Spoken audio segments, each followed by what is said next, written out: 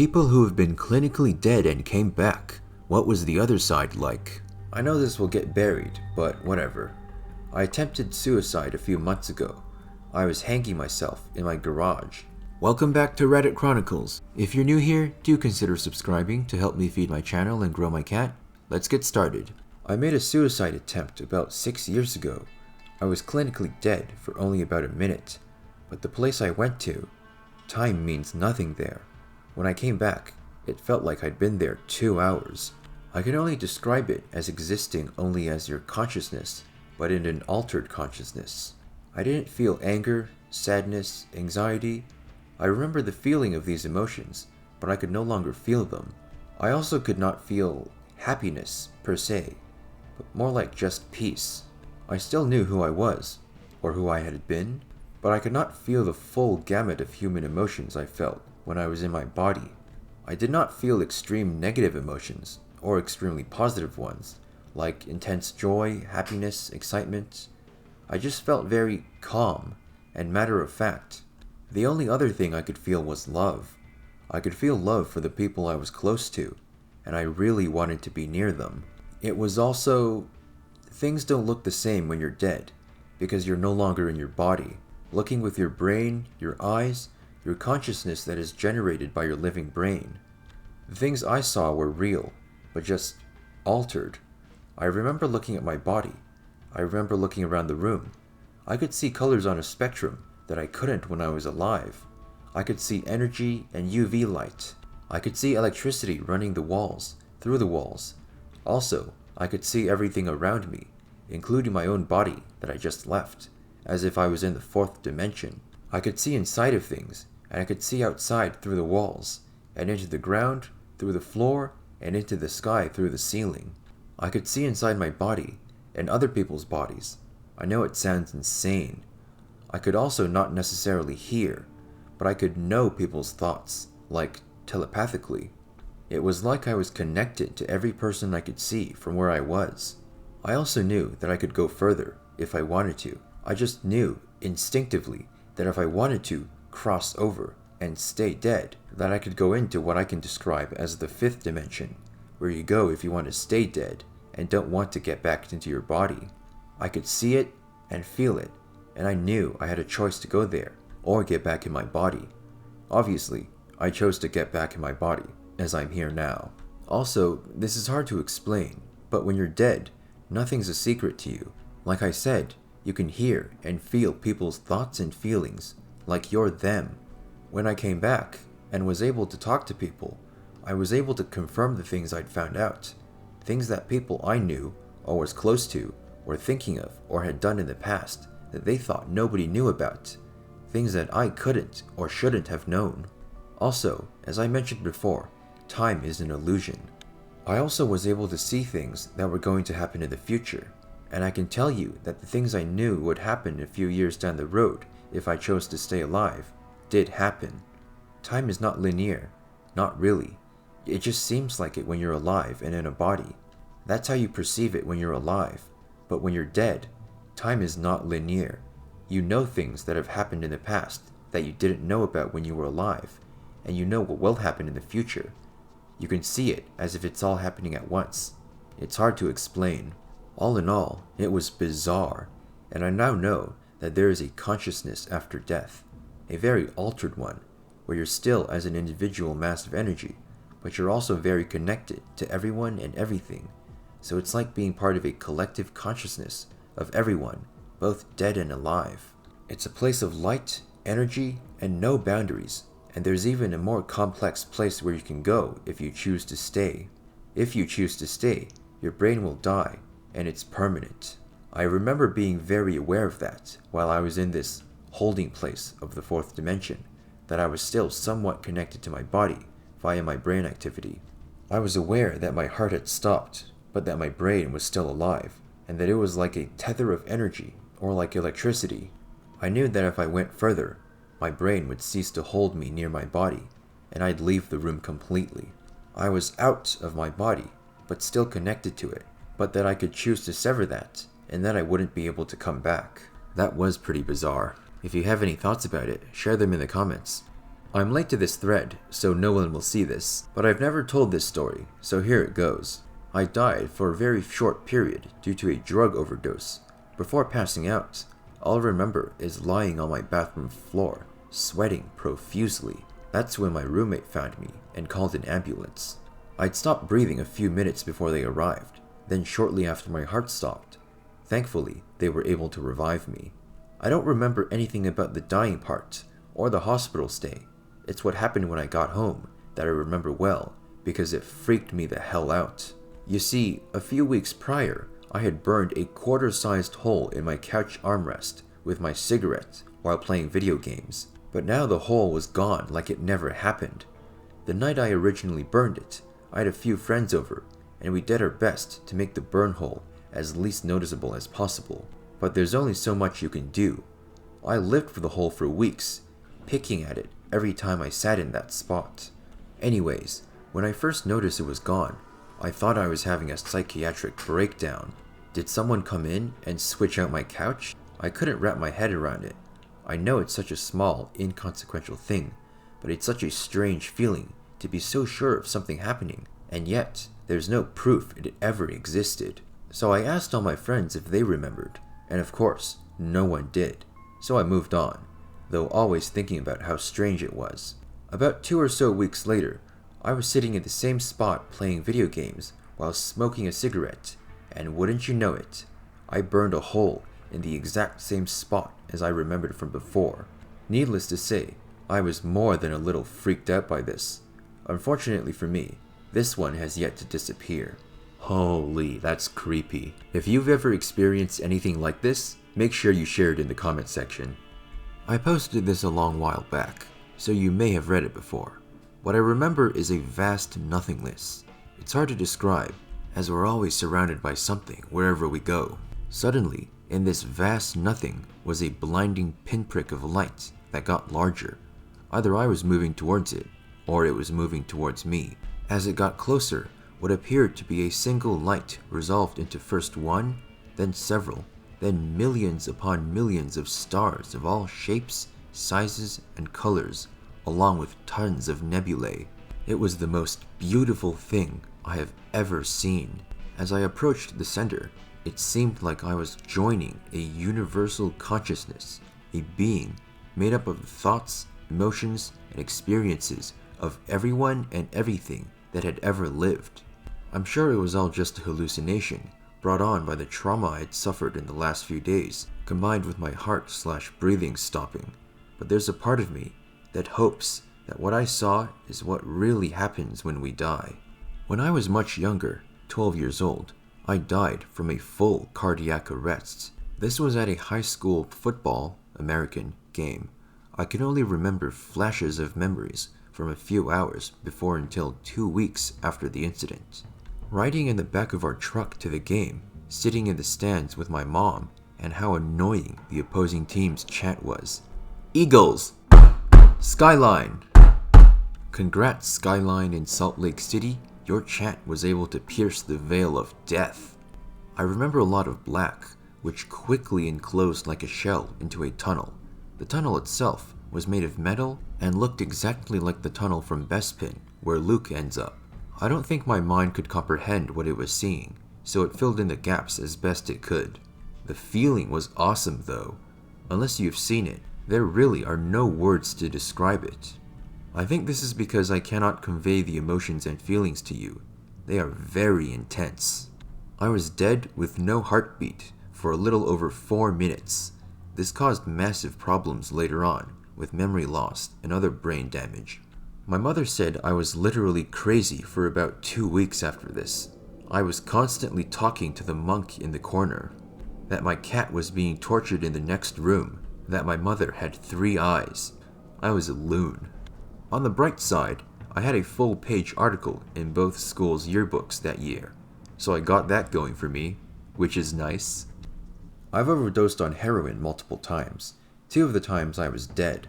Heart stopped beating for a few minutes each time, according to paramedics. Miracle I survived without brain damage. One of the times, all I remember is extreme brightness, and then I woke up. Other time, nothing, and just woke up. so I don't really believe in much besides my crippling heroin addiction.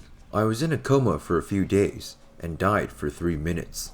The coma itself was completely empty. No sense of time, no blackness, nothing.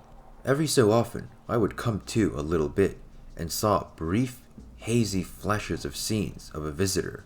They lived out of state at the time, so I was confused/happy to see them, but couldn't physically talk to them. Worst feeling ever. Then, from the next thing I remember was the famous light. Ooh, spooky. But not one light. 2 lights. They were circling around each other while getting bigger and bigger. They seemed almost as if they were trying to save me. Then I woke up in various different hospital rooms, ultimately being told, "Hey, you died for a bit, and we are changing your catheter now." Not verbatim. Weird experience that I forgot even happened most of the time. Relearned to walk in a day or 2. I can still feel the very distinct vibe if I think about it long enough. Almost like a happy nostalgia. TLDR, I no longer fear death, but I am extremely grateful for life.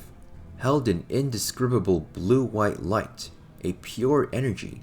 It was akin to coming home after a long absence. No fear. Every sense is heightened, enveloped in unconditional love and exquisite joy. No sensation of a physical body. It's like my essence was distilled to its original perfect concept. Higher knowledge, deeper understanding. Years later, I sought to return to that light, after waking to a rapist that drugged my food. That time, no light, no peace, no welcoming. Instead, I was plunged into a smothering void. Sensory deprivation, accompanied by excruciating loneliness and fear. This time, my body came through the veil. My entire being cried out for light. What answered was a voice I felt, not heard. It told me, choosing to end my life separated me from the light, that I was being returned to finish my life as it was meant to be, and to remember 2 words, fear not. It was the first step towards a more spiritual, not religious, perspective. It's simply acknowledging all living things possess energy, and resonance is the path I'm walking. I know this will get buried, but whatever. I attempted suicide a few months ago. I was hanging myself in my garage. I get the rope ready, put on some music, stand on some cinder blocks, secure the rope around my neck, then I send a few texts and kick down the cinder block tower. Pop! I'm dangling above the concrete floor. My first thought was, what the F am I doing? It then progressed into, how do I get down? How do I get down? Faster and faster, until I forgot how I got up there. I kept reaching for the ground, but I couldn't understand why it was so far away. My thoughts became more sparse. My vision began stuttering, darker and darker until the deepest blackness unimaginable. Then, it was just peace. I felt calmer than I had ever had before. I felt happy, like it was purely a blissful experience. After that came the light. It wasn't a solid white light. It was like headlights in a heavy fog, driving fast at me. I felt my stress and anxiety rushing back. Happiness drained from my body. I was awake, but it was like a dream. I slowly regained proper consciousness over the next few days, and I had the shakes extremely bad for the next week. My rope had snapped, and because of that, I'm alive. It was peaceful. No lights, no pearly gates, no angels, just peace. I was in a horrible car wreck, and I had a blood clot go through my heart, and I died for a bit. When I woke up, everyone was yelling at me to breathe. I was pissed off, because not only was I certain that I was indeed breathing, I had just been woken up from the first quality sleep since my wreck. There's nothing but peace and comfort on the other side. I died twice in an ambulance while being transported from a motorcycle accident. The last thing I remember was my face hitting the hood of a car at 60 miles per hour, no helmet, and then waking up in the emergency room at the hospital. I say twice in an ambulance, but it's my understanding that I was actually dead when the ambulance arrived, and then I died on the way to the hospital. The time between the accident and the hospital is nothing. I mean, absolutely nothing. I was 12 and very sick. I had a high fever and remember going to the hospital and people visiting me and watching a lot of TV. back when MTV and VH1 played music videos. Other than that, I remember nothing. Years later, my mom apparently told me the rest of the story, that my heart stopped and had to be defibrillated 2 times. No memories of it. The really weird part for me was that I don't have any memory of her telling me about the story. My wife told me about the story my mother told me, and it finally sunk in. It's strange how the brain can block things out. It sounds like defibrillated isn't the correct medical method. I'll just say here, I was revived or resuscitated. I'm leaving it up top, as that's how my mind filled in the gaps when I was later told about being told the story. I stopped breathing in my mother's minivan. She swerved into the fire station of my little hometown we were thankfully right next to. I still can't believe the luck of that. If we had been on the highway, I would probably be dead. She's trained in CPR and pulled me out of the car. She says, frantically pumping my chest and yelling like a maniac until the firefighters took over. She brought them cookies every week for a year after that. Anyway, on my side, there was nothing. I remember being in the car. I was only dead a minute or so at most. But all of that and the coma that follows was a heavy sense of crushing nothingness. I remember coming out of the coma vaguely. I knew my sister was there at one point. She never, ever visits us, and I hadn't seen her in years.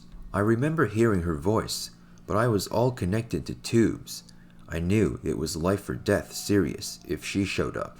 There was a respirator, and a feeding tube, and a catheter, and several IVs.